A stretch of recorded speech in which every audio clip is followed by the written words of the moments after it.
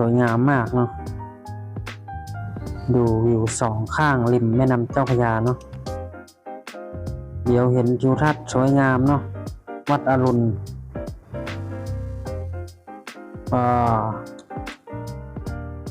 เรือเนาะบรรยากาศโคตรดี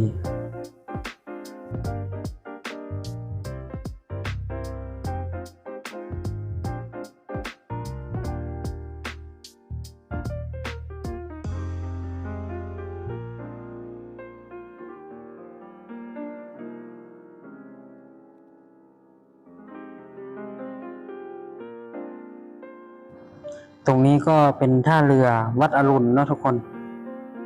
มีแต่ชาวต่างชาติเนาะวัดนิยมชุดไทยเนาะทุกคนเยอะมากเลยเนาะรอเรือกันดูทุกคนเต็มสะพานจะเข้ามาเรือเนาะทุกคนเยอะมาก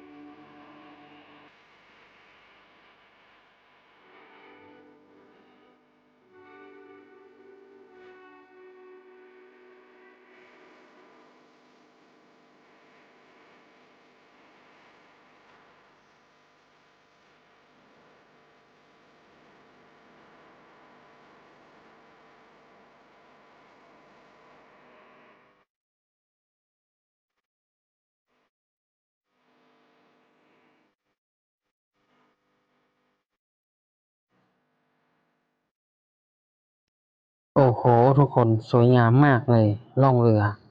แม่น้ำเจ้าพระยาเนาะทุกคนที่ว่าเยอะมากเนาะในเรือบรรยากาศ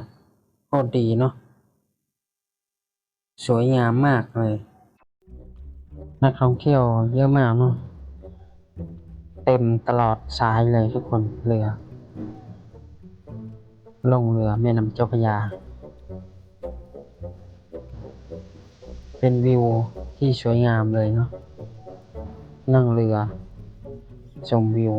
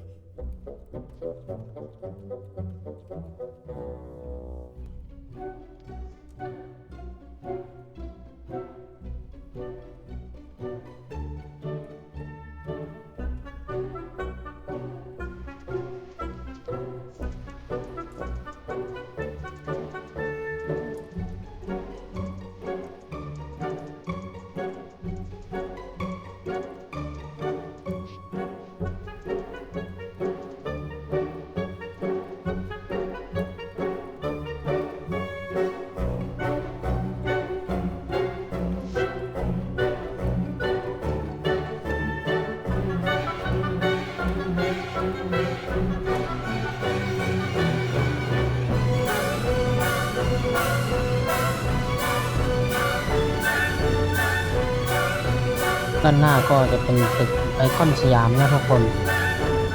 สวยงามมากเลยว้าว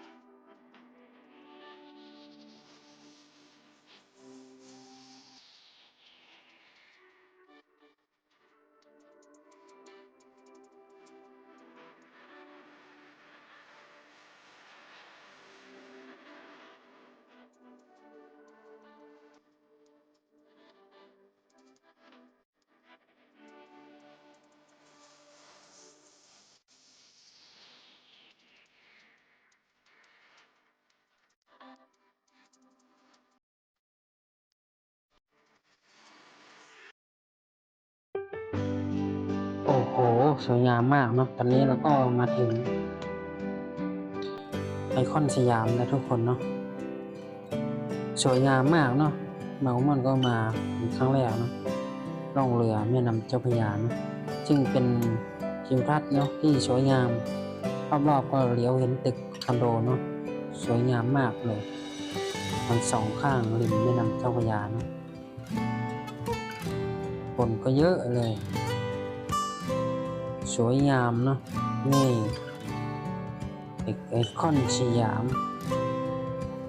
เป็นบรรยากาศที่สวยงามนะเหมาะกับการถ่ายภาพถ่ายวิดีโอนะคนล่องเรือคนเต็มเลยเนาะท่าเรือไอคอนสยาม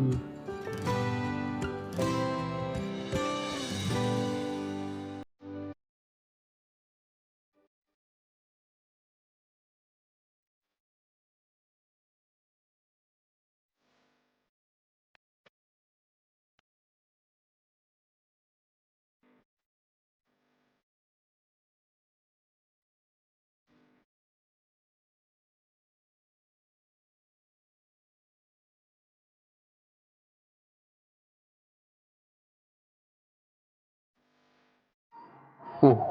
คนเยอะมากเนาะท่องเที่ยวไทยเนาะว่าเยอะเลยตอนนี้บางคนมันก็ออกเรือแล้วเนาะทุกคนแต่เราจะเดินออกไปเนาะท่าเรือไอคอนสยามเนาะคนเยอะมากเลยเนาะ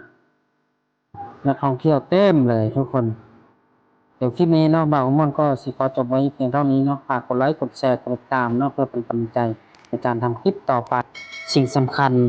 อย่ากดข้ามโฆษณาเนาะขอบคุณครับขอบใจเด้อ